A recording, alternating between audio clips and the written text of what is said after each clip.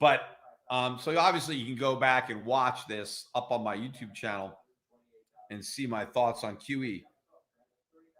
Again, Peter, what are your thoughts on the real estate market headed into 2021? Look, I think real estate prices are going to go down, especially in the cities. I mean, I think that we've seen real estate prices jump up in the suburbs, as people have been trying to escape COVID and get out of the cities.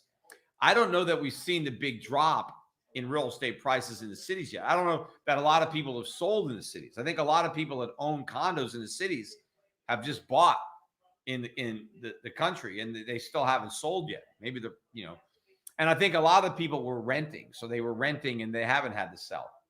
But I think the big drop is coming in those urban areas where people are just trying to get out.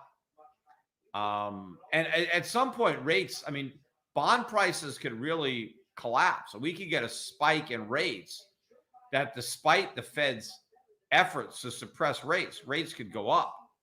And it's these low rates that have really been making these high home prices sustainable. What it's been enabling people to go out and buy these properties at these prices is these cheap mortgages. People are getting under 3% mortgage.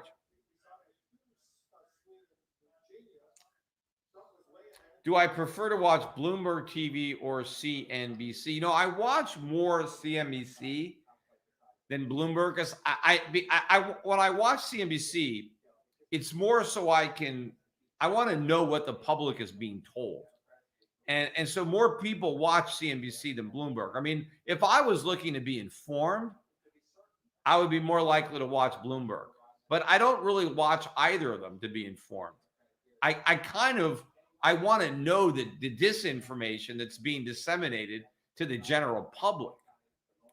And so I think CNBC is more valuable to me in that. I want to know what bad information the public is being given about the markets. And so I get more of that from CNBC than I would from Bloomberg. But if I was simply trying to get accurate financial news, then Bloomberg would be what I would do. And I think you have more, stuff on the screens. But I got my own, quotes and things like that. So I don't need to get it from Bloomberg. But, I used to be a guest on Bloomberg far more often. I mean, that was my number one medium. I used to be on Bloomberg more than even CNBC. And I was on CNBC a lot back in the day, before the housing bubble popped. But Bloomberg was the first network to ban me, where they stopped inviting me on. And then every time somebody booked me, somebody higher up would cancel my appearance. And so I haven't been on Bloomberg in like 10 years.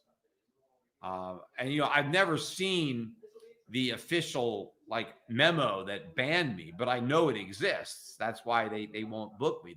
There's something at Bloomberg that says Peter Schiff is not allowed on our network. And I used to talk to a lot more Bloomberg reporters too. They used to quote me a lot. And that stopped too. So, I mean, I got blackballed. Who knows? Maybe it came from the man at top. Maybe it's Bloomberg himself. Now, I don't know if it goes that high up, but somebody got me banned. And what used to be funny too is early in the ban, right? When I was still going on CNBC a lot, people would quit CNBC and they would get a job at Bloomberg. And then one of the first people they would call to book would be me. I mean, I wanted to get Peter Schiff on. And they would call me up and they would book me. And sure enough, they would end up being canceled.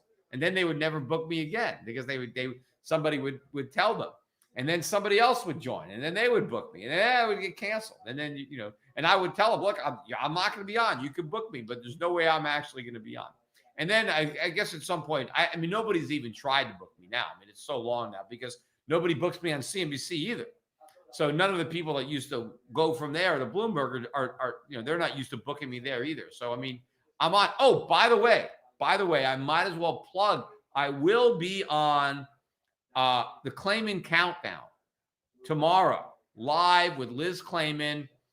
Her show starts at 3:00 Eastern time. She does the hour, the countdown to the closing bell, and I'm on her show tomorrow. So check that out live. be talking about the election and the implications.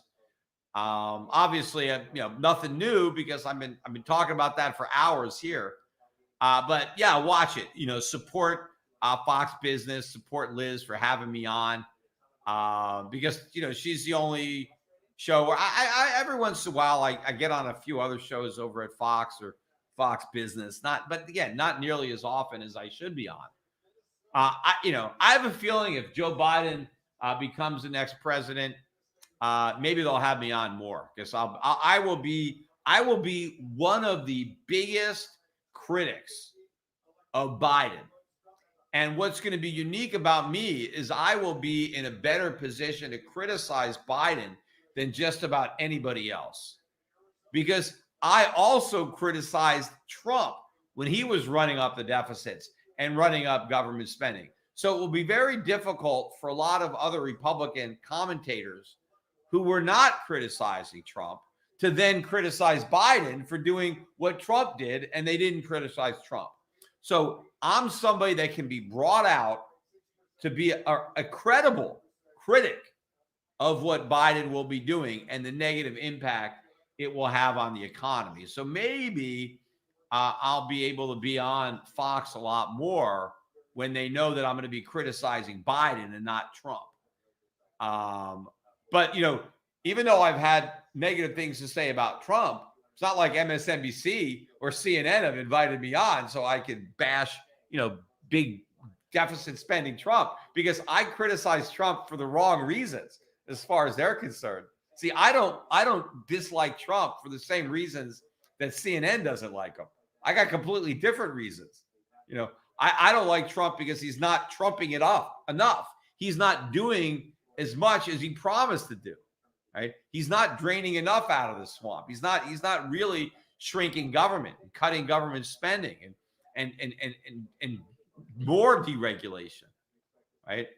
And so the left doesn't want me criticizing Trump in the manner that I would be criticizing him. I think that's the problem, because they had me on when I was criticizing Bush. I criticized Bush, George W. Bush a lot. And CNN had me on, MSNBC had me on to criticize Bush. They stopped having me on when Obama became president because they didn't like my criticism of Obama. But I do think that maybe Fox will really like my criticism of Biden. So that may be a benefit of a Biden presidency, is I'll get to criticize him more on television. Oh, no. So now, what are they saying here? I know they're saying that Biden won Minnesota. I think that was one of the potential swing, but not a critical state that Trump has to win. And I think it was kind of likely. Look, Minnesota is pretty liberal, right? I mean, that's where, we got Walter Mondale came from there, Hubert Humphrey. We had some pretty big liberals that came out of Minnesota. So I don't think there was that much hope that Trump was going to win there. But, I mean, they elected Jesse Ventura over there. I mean, so everyone,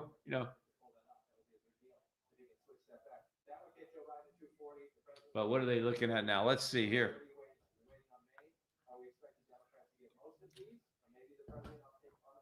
What are my thoughts on the Federal Reserve converting over to a digital currency? Look, obviously, that's the direction that they're going. Not digital currency, meaning Bitcoin, but a digital fiat currency, a digital version of the dollar, right? Which obviously, if the government could eliminate all cash, that's what they would do, because they don't know. When you spend cash, those are the transactions the government can't see. So they want to see everything. So they would just assume have no cash and have everything done electronically. That is definitely the direction that the market or the government wants to push us. And then again, that gives them more control, because like what happens when they have negative interest rates? Well, you can pull your cash out of the bank and stick it in your mattress, and now you're not paying the negative interest rate. But if they eliminate the ability to stick your cash under your mattress, if the only cash you can have is on some kind of digital wallet, then they can take away some of your cash with a negative interest rate and force you to spend it. And then, of course, the other benefit to the government is that they could track what you're doing, right? If you're buying something with cash, they don't